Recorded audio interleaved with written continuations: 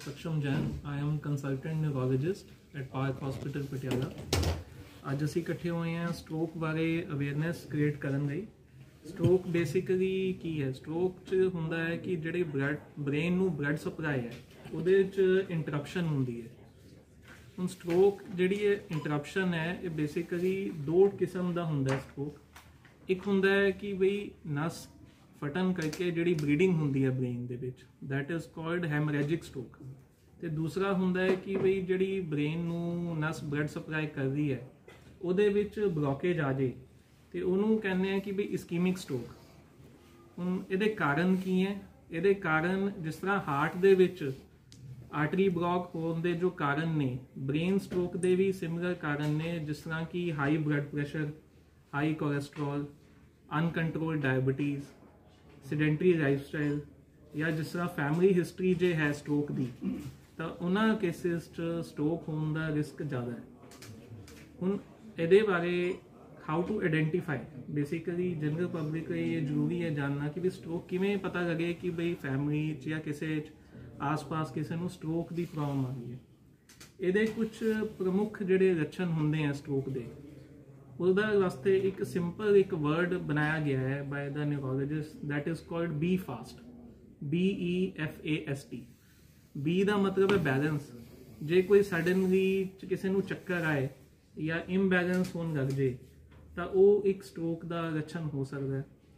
ਈ ਤੋਂ ਆਈਜ਼, ਜੇ ਸਡਨ ਕਿਸੇ ਨੂੰ ਇੱਕ ਜਾਂ ਦੋਨੋਂ ਅੱਖਾਂ 'ਚ ਧੁੰਦਲਾ ਦਿਖਣ ਲੱਗ ਜੇ ਜਾਂ ਦਿਖਾਈ ਦੇਣਾ ਬੰਦ ਹੋ ਜੇ ਤਾਂ ਉਹ ਈ ਹੈ।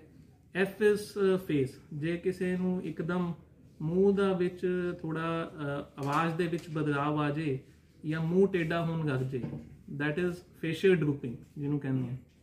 ਏ ਤੋਂ ਆਰਮ, ਜੇ ਕਿਸੇ ਨੂੰ ਹੱਥ ਦੀ ਗ੍ਰਿਪ ਦੇ ਵਿੱਚ ਸਡਨਲੀ ਲੱਗੇ ਕਿ ਬਈ ਗ੍ਰਿਪ ਕਮਜ਼ੋਰ ਹੋ ਰਹੀ ਹੈ ਜਾਂ ਬਾਂਹ ਭਾਰੀ ਹੋ ਰਹੀ ਹੈ। ਐਸ ਤੋਂ ਹੈਗਾ ਸਪੀਚ, ਜੇ ਕਿਸੇ ਦੀ ਸਡਨ ਆਵਾਜ਼ ਸਮਝ ਨਾ ਆਏ ਜਾਂ ਕੋਈ ਕਹਿੰਦੇ ਕਿ ਤੁਤਲਾਣ ਲੱਗ ਗਿਆ ਸਡਨਲੀ ਇੱਕਦਮ, ਦੈਟ ਇਜ਼ ਸਪੀਚ। ਟੀ ਤੋਂ ਟਾਈਮ, ਜੇ ਇਹ ਇਹਨਾਂ 'ਚੋਂ ਕੋਈ ਵੀ ਲੱਛਣ ਹੈ ਤਾਂ that is the time to immediately call ambulance and go to a stroke ready hospital. ਤਾਂ ਮੈਂ ਸਟ੍ਰੋਕ ਰੈਡੀ ਹॉस्पिटल ਵਰਡ ਕਿਉਂ ਯੂਜ਼ ਕੀਤਾ ਹੈ? ਬਿਕॉज ਸਟ੍ਰੋਕ ਇੱਕ ਟੀਮ ਐਫਰਟ ਹੈ। ਇਹ ਕਿਸੇ ਇੱਕ ਡਾਕਟਰ ਦੇ अपने क्लिनिक च मैनेज करने वाला केस। पटियाला, जैसे कि आपको डॉक्टर सक्षम ने बताया स्ट्रोक के बारे में, the best thing about stroke is that we should what are the risk factors. वो हमें रिस्क फैक्टर पता होने चाहिए, उसको हम कैसे प्रिवेंट करें ये सबसे बेस्ट चीज़ है। जैसे इन्होंने बताया डायबिटीज़ है, हाइपरटेंशन है ना, स्ट्रेस फैक्टर्स हैं, हायर कोलेस्ट्रोल है। जैसे कई लोग होते हैं वो ब्लड थिनर्स पे होते हैं, हार्ट वगैरह हार्ट की प्रॉब्लम की वजह से, एस्प्रिन है, क्लोपिडोग्रेल है, इन सब की वजह से ब्रेन में ब्लीडिंग का रिस्क होता है।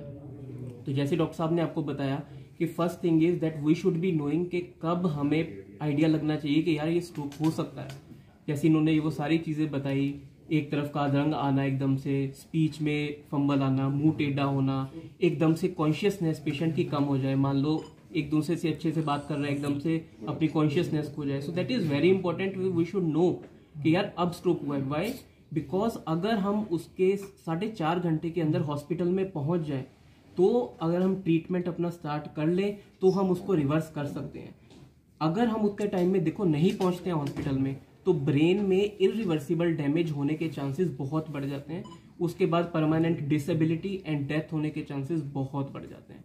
आई एम अ न्यूरोसर्जन, तो मेरा काम तब आता है जब सर्जरी करना होता है पेशेंट का। तो what we have to see is, देखो जो इस्कीमिक स्ट्रोक है, एक हेमरेजिक स्ट्रोक जैसे इन्होंने बताया, तो अगर तो ब्रेन डेड हो जाए उसमें या ब्लीडिंग हो जाए, उसमें बहुत ज़्यादा प्रेशर पड़ जाए तो हमें इमीडिएट सर्जरी करनी पड़ती है पेशेंट की टू सेव द लाइफ। इसलिए मतलब टाइम पर पहुंचना हॉस्पिटल में बहुत ज़रूरी है and you should be knowing all the risk factors. Surgery हम इसमें हर तरह की करते हैं, जैसे हम ओपन सर्जरी भी करते हैं, हम मिनिमली इन्वेजिव सर्जरी भी करते हैं। यहाँ पर हमने कई पेशेंट्स हैं, 3 से 4 पेशेंट स्ट्रोक के जो हमने मैनेज किए। One patient was from Canada, वो हमारे पास आया था सिर्फ इंडिया में एक वेडिंग अटेंड करने के लिए। देखो वेडिंग पे विदाई हुई, पेशेंट अनकॉन्शियस हो गया। 5:15 की बात है, they came to us at around 6। हमने सिटी किया, सिटी में बहुत बड़ा ब्लीड था, हमने उसको टाइमली पहुंच गया हमारे पास, हमने उसको ऑपरेट किया, पेशेंट हमारे पास 10-11 दिन रहा, उसके बाद 3 महीने बाद हमने उसकी सेकंड सर्जरी की, but now he is doing well and we have shifted the patient to Canadian medical services. So that is the thing that you should be having, कि टाइम पर पहुंचना हॉस्पिटल में बहुत जरूरी है, एंड ऐसी जगह पहुंचना है जहां पर हर तरह का मतलब आपको फैसिलिटी अवेलेबल हो. न्यूरोलॉजिस्ट चाहिए आपको, न्यूरोसर्जन चाहिए, न्यूरोफिजिशियन, आईसीयू चाहिए, वो बहुत जरूरी है. And that all type of facility we have because we have managed such cases and with very successful rate. So that is all I want to say, that we should be knowing कि कब हमें जाना है hospital, because यही सबसे important है. अगर हमें ये पता है हम टाइमली पहुंच जाएंगे, हम तब कुछ कर सकते हैं. क्योंकि अगर आप आए ही पहली बात 4.5 घंटे के बाद, तो हम भी कुछ नहीं कर सकते.